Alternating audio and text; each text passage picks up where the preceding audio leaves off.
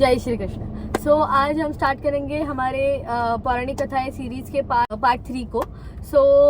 आज दिवाली है, तो हम दिवाली के बारे में थोड़ा और जानेंगे कि दिवाली में नरक चतुर्दशी क्यों मनाई जाती है। बहुत लोगों को पता है कि कैसे मनाई जाती है, पर उसका साइंटिफिक रीजन, उसका धार्मिक रीजन क्या है और उसका एग्जैक्ट रीजन क्या है वो किसी को नहीं पता। शीतल, यू कैन स्टार्ट। जी, तो नरक चतुर्दशी क्यों मनाई जाती है? वैसे तो हमारे सबके प्रिय कृष्ण जी सबको पता है। तो एक बार जो नरकासुर नाम का दैत्य होता है वो सबको परेशान करता है, देवताओं को और बाकी पूरी मनुष्य प्रजाति को। तो इंद्र जी जो है वो प्रार्थना करने के लिए जाते हैं द्वारका भगवान कृष्ण के पास, और फिर वो सीधा उनके सभा में पहुंच जाते हैं। हाँ, और वो कहते हैं कि प्रभु हमें बचाइए। नरकासुर का जो नाम का जो दैत्य है उसने सबको प्रताड़ित करके रखा है, देवताओं की सारी अमूल्य चीजों को उसने छीन लिया है और लोकाधिपति बन गया है। ऊपर से धरती पे बहुत सारी लड़कियों के औरतों का अपहरण करके अपने इधर कैद करके रखा है। वैसे तो उनके पास 16,000 कन्याएं जमा हो गई थी। तो इस तरीके से उसने 16,000 कन्याओं को अपने बंदी गृह में रखा था। तो कृष्ण और नरकासुर को वरदान प्राप्त था कि उसकी मृत्यु सिर्फ किसी कन्या के हाथों हो सकती है। तो इसीलिए कृष्ण जी जो है इंद्र जी को जो है कहते हैं कि ठीक है, मैं तुम्हारी सहायता करूंगा, और वो सत्यभामा को लेकर गरुड़ पर निकल जाते हैं नरकासुर के पुर की तरफ। तो जब वो नरकासुर के पुर पहुंचते हैं तो वहाँ पे वो देखते हैं कि सामने बहुत सारे सैनिक हैं जो ऑलरेडी संरक्षण के लिए प्रोटेक्शन ऑफ द प्लेस। सो उसके ये देखते ही वो श्री कृष्ण वो सबको मार देते हैं। ये सब होने के बाद, ये सबको मारने के बाद नरकासुर को पता चलता है कि उनके सारे जो प्रोटेक्शन प्रमुख सैनिक और द्वार गार्ड वो सबको मार चुके हैं।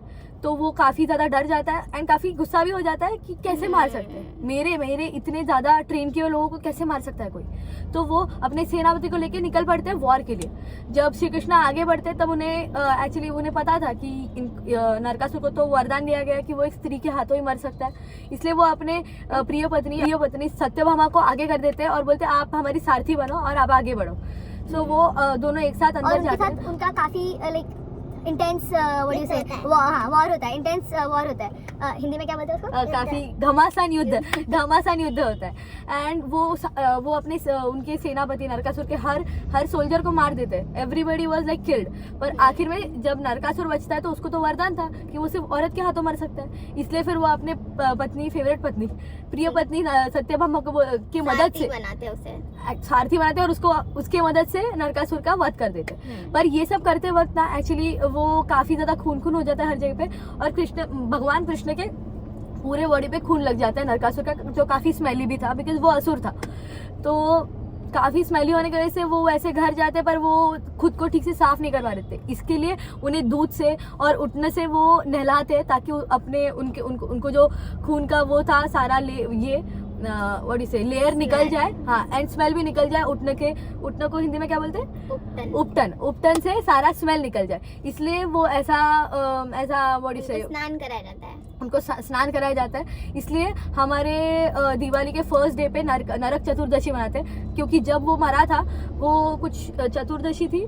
तो इसके लिए वो चतुर्दशी जो थी कार्तिक मास की चतुर्दशी आती है, उस दिन नरकासुर का उन्होंने वध किया था। इसलिए नरक चतुर्दशी कहते हैं और चतुर्दशी के दिन मनाते हैं। सो इसीलिए हम रोज सुबह बहुत जल्दी महाराष्ट्र में बेसिकली ये मोस्ट इम्पोर्टेंटली होता ही है कि बहुत सुबह उठ के वो लोग अपने बॉडी को तेल लगाते हैं, दूध से बाल धोते हैं, क्योंकि श्री कृष्ण का तभी हुआ था, दूध से बाल धोया था खून निकालने के लिए, और उपटन लगाते हैं और अपने आप को क्लीन करते हैं, साल भर का क्लीन करते हैं। बिकॉज अभी उसका साइंटिफिक रीजन भी एक और है कि अभी ठंडी शुरू होने वाली रहती है। तो ऑयल लगाने की वजह से क्या, जो हमारे स्किन को थोड़ा ऐसा फूटने जैसा हो जाता है वो नहीं होता, स्किन ड्राई नहीं होती, उसको थोड़ा पोषण मिल जाता है, जो हम विंटर शुरू होने के पहले करते हैं उसकी वजह से।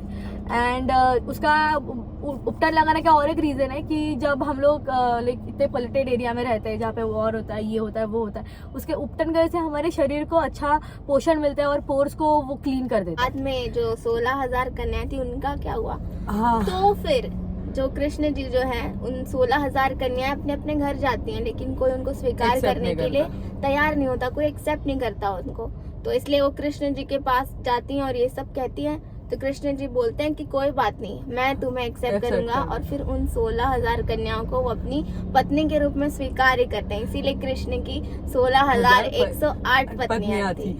पर मेरे को और एक चीज इसके बारे में पता है। आई नो जैसे कि? One more story about this. कि ऐसा जैसे हम लोगों को क्वेश्चन था ना कि हमेशा होता ही है सबको क्वेश्चन कि 16,000 पत्नियों के साथ कैसे श्री कृष्ण मतलब भगवान श्री कृष्ण कैसे रहे, जो मतलब हमारे करता धरता हमारे पालनहार है वो कैसे रहे, एक ही है ना, तो 16,000 लोगों के साथ कैसे रहे। तो जब ऐसा क्वेश्चन नारद मुनि को भी पड़ा था, लाइक पूजनीय नारद मुनि, तो वो जाके उनको पूछते कि आप 16,000 पत्नियों के साथ कैसे रह ले, तो मैं तो एक भी नहीं पटा पा रहा हूँ ढंग से मतलब jokes apart, but then this was his question. तो उन्होंने बोला कि आप एक बार वो 16,000 पत्नियों से जाके पूछो कि मैं उनके साथ कैसे रहता हूँ। तो वो पहली पत्नी के द्वार में गए, द्वार नहीं व्हाट से रूम कमरे में गए। वहाँ पे ऑलरेडी भगवान श्री कृष्ण मौजूद थे उनके हस्बैंड के रूप में। फिर वो बोले, उनको नमस्कार किया, नमन किया और आगे बढ़ गए। फिर वो सोचे कि इनके पास है तो आगे वाले के पास तो नहीं होगा, मैं उनको जाके पूछता। तो अगले पत्नी के कमरे में गए, फिर वो दूसरे अगले पत्नी के कमरे में, हर कमरे में जाने के बाद उनको यही दिखा, वो सरप्राइज हो गए कि हर कमरे में कैसे श्री कृष्ण हो सकते एक ही टाइम पे। तब उन्हें ये याद आया कि हमारे भगवान श्री कृष्ण तो नारायण के अवतार है, वो तो हर जगह पे हो सकते हैं, वो सबके हैं। तो मतलब हर 16,000 पत्नियों के पास अपने अपने पति के रूप में श्री कृष्ण थे।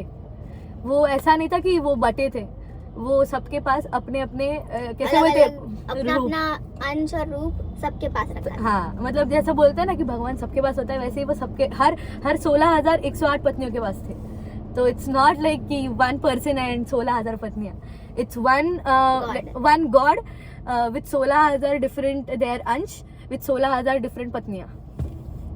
And yeah there is one more thing, Narak Chaturdashi के दिन ना महाराष्ट्रियंस में चिराटा नाम का एक फल होता है, वो ऐसे ऐसे दिखता है, लाइक परवर की तरह दिखता है। I show you the picture, kind of small, या सो उसको फोड़ते हैं, वो उसको हम नरकासुर का रूप समझ के उसको हम अपने पैर के फर्स्ट जो अंगूठा होता है लेफ्ट साइड के, उसे उसको ये करते हैं। उससे क्या होता है कि हमारी जो वहां से बंधी हुई ऊपर तक की नस होती है ना, वो काफी ज्यादा ट्रिगर हो जाती है, जिससे हमारे ब्लड फ्लो में हेल्प भी होता है। So yeah, this was the whole story and the scientific reason about why we celebrate Narak Chaturdashi the way we celebrate it. And wish you all a very happy happy Diwali. and happy Narak Chaturdashi also. Yes. So meet you in the next video with next meet you in the next पौराणिक नहीं, रुक, कथा. रुक, रुक. So meet you in the next video with more such पौराणिक like interesting पौराणिक कथाएं जिनके बारे में पता तो होता है पर पूरा स्टोरी नहीं पता होता, और कभी कभी वापस सुनना भी इंटरेस्टिंग लगता है बचपन की स्टोरीज. बाय. Bye. जय श्री श्री राम आणि पांडुरंग हरी वासुदेव. विठ्ठल रखमाय, विठ्ठल रखमाय, विठ्ठल रखमाय, विठ्ठल रखमाय.